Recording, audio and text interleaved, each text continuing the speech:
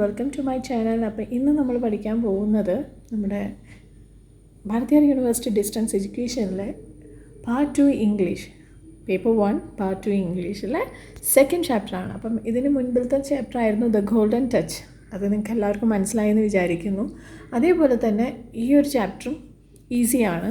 അപ്പം ഞാൻ ഇതിൽ സമ്മറിയാണ് ഞാൻ ആ ഒരു സ്റ്റോറിയുടെ സമ്മറിയാണ് ഞാൻ പറയാൻ പോകുന്നത്. ആൻഡ് അത് ഡീറ്റെയിൽ ആയിട്ടുള്ള സ്റ്റോറി ആ സമ്മറിക്ക് മുൻപായിട്ട് ഉണ്ട്. അപ്പോൾ നിങ്ങളത് അതൊന്ന് വായിച്ച് അതിന്നും കൂടെ നിങ്ങൾ എക്സാമിൽ എഴുതാനായിട്ട് ശ്രമിക്കുക. അപ്പോൾ നമുക്ക് കുറച്ചുകൂടെ മാർക്സ് കൂടുതലായിട്ട് കിട്ടും. സോ നമുക്ക് നോക്കാം അല്ലേ. അപ്പോൾ നമ്മുടെ ലെസൺ 2 പ്രോസിലെ രണ്ടാമത്തെ ചാപ്റ്ററാണ് ദ സെൽഫിഷ് ജയന്റ്. അപ്പം നോക്കാം നമുക്ക്. അപ്പോൾ നമ്മുടെ ലെസൺ 2 പ്രോസിലെ ചാപ്റ്റർ 2 ആണിത്, ദ സെൽഫിഷ് ജയന്റ്. അപ്പം ഇത് എഴുതിയിരിക്കുന്നത് ഓസ്കാർ വൈൽഡാണ്.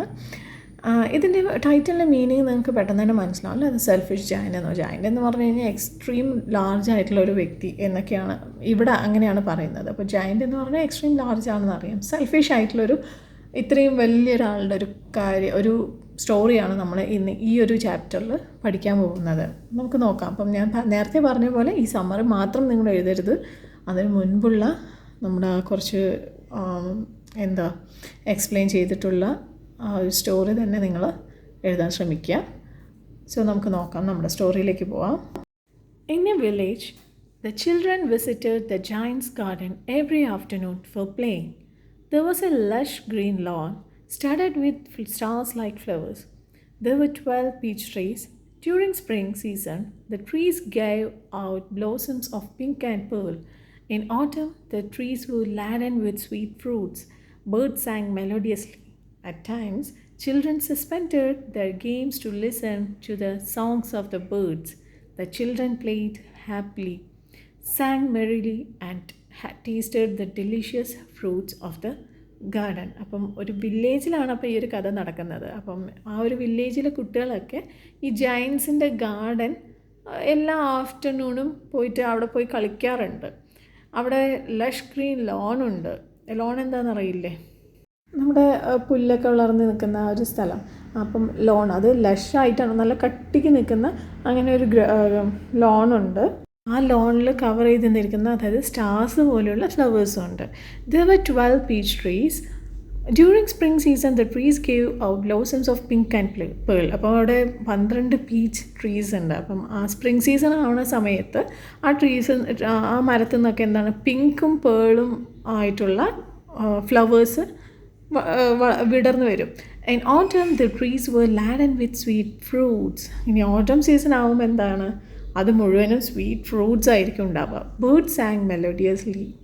പക്ഷികളുടെ ആ മെലോഡി ആയിട്ടുള്ള പാട്ടുകൾ കേൾക്കാൻ പറ്റും. At times children suspended the games to listen to the songs of the birds. അപ്പം ഈ മെലോഡിയസ് ആയിട്ടുള്ള ഈ ഒരു സോങ് ബേർഡ്സ് പാടുന്ന സമയത്ത് ആ കുട്ടികൾ, അവിടെ കളിച്ചുകൊണ്ടിരിക്കുന്ന കുട്ടികളൊക്കെ എന്താ ചെയ്യുക, അവർ ആ കളിക്കുന്ന കളിയെല്ലാം നിർത്തി ആ മെലോഡിയസ് ആയിട്ടുള്ള ഒരു സോങ് ശ്രദ്ധിക്കും.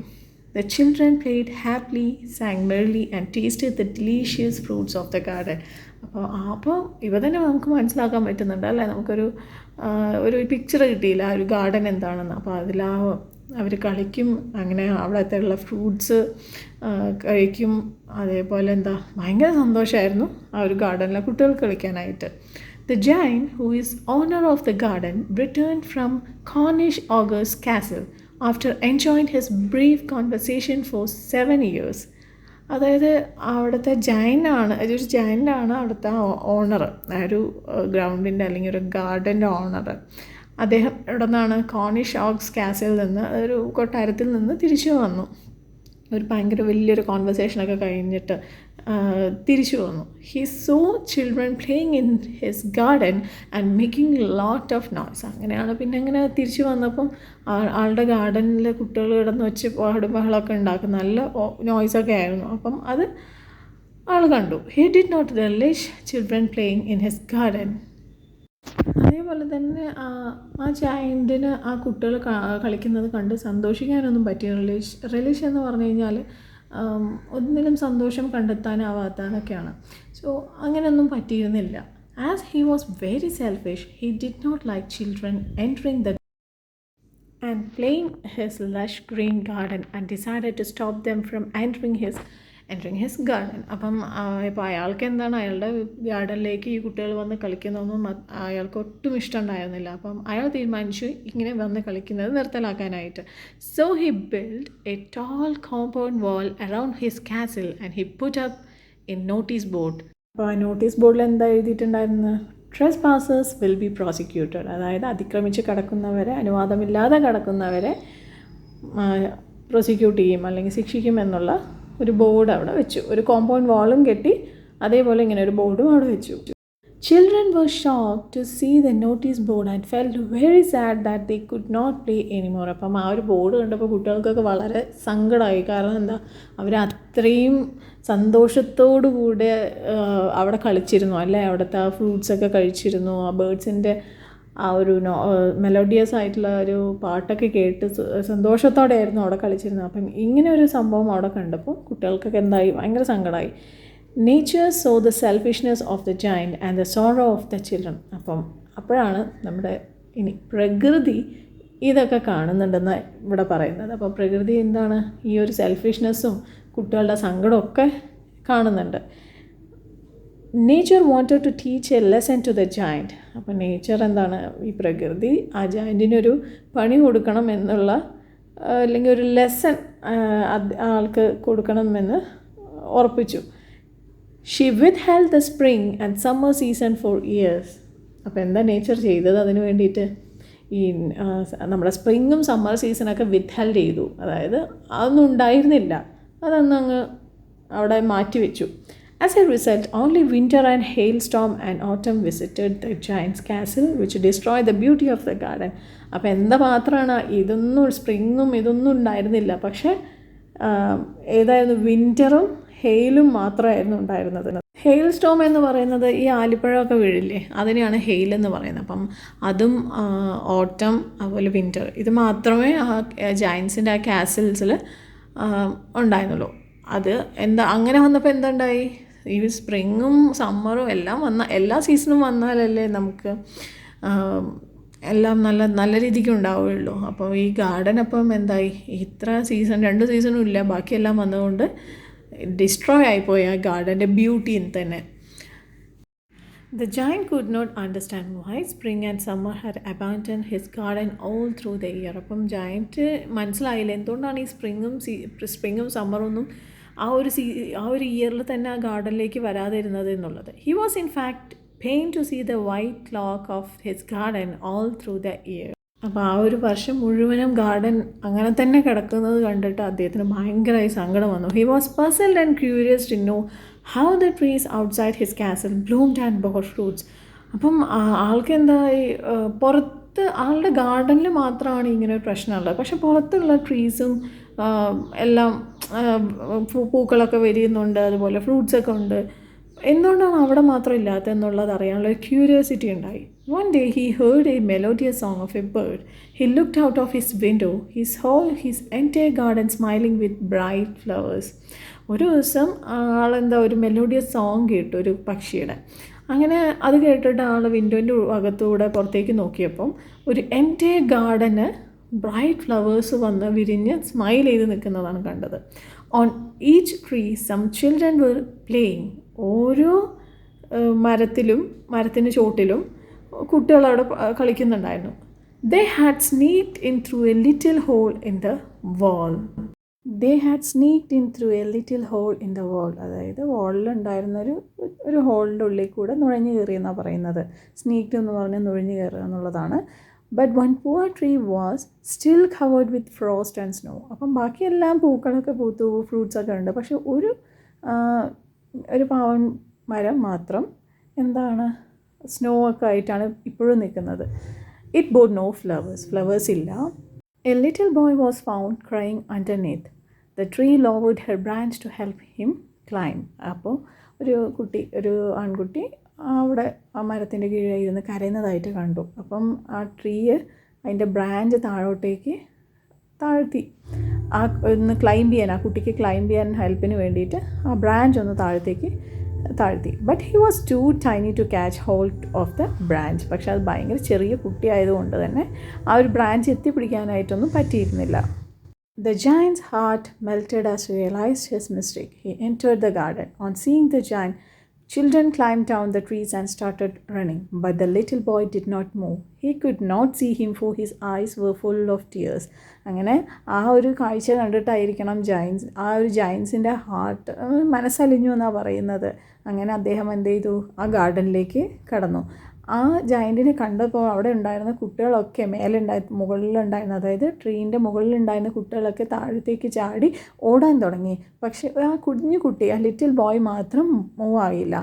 He could not see him, for his eyes were full of tears. അതായത് ആ ജയൻറ്റിൻ്റെ കണ്ണൊക്കെ അപ്പോൾ എന്തായിരുന്നു, നിറഞ്ഞിരുന്നിരുന്നു. The giant knelt down. He lifted the boy gently and put him on the tree. The tree was overjoyed. അങ്ങനെ മുട്ടുകുത്തിയിരുന്നു giant. എന്നിട്ട് ആ മുട്ടുകുത്തിയിട്ട് ആ കുട്ടീനെ എടുത്ത് പൊക്കിയിട്ട് ആ ഒരു മരത്തിൻ്റെ മുകളിൽ വെച്ച് കൊടുത്തു. അപ്പോൾ എന്തായി, ട്രീ എന്ന് പറഞ്ഞാൽ ഒരുപാട് സന്തോഷമായി, ഓവർജോയ്ഡ് ആയി tree. White blossoms appeared immediately on the tree. അപ്പോൾ ആ എടുത്ത് വെച്ച ഉടനെ തന്നെ എന്തായി, ഈ ട്രീ വൈറ്റ് ബ്ലോസംസ്, അതായത് പൂക്കളൊക്കെ പൂക്കാൻ തുടങ്ങി. The little boy kissed the giant. Birds returned to the garden. Children who ran away came back and climbed up the tree. അങ്ങനെ ആ ഒരു മുകളിലേക്ക് ആ കുട്ടീനെ വെച്ച ഉടനെ തന്നെ പൂക്കളൊക്കെ പൂത്തു. പിന്നെ അതേപോലെ തന്നെ ആ കുഞ്ഞു കുട്ടി ആ ജയൻറ്റിനെ ഒരു ഉമ്മ കൊടുത്തു.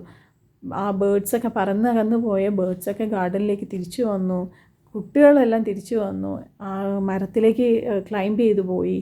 The giant announced that it was their garden.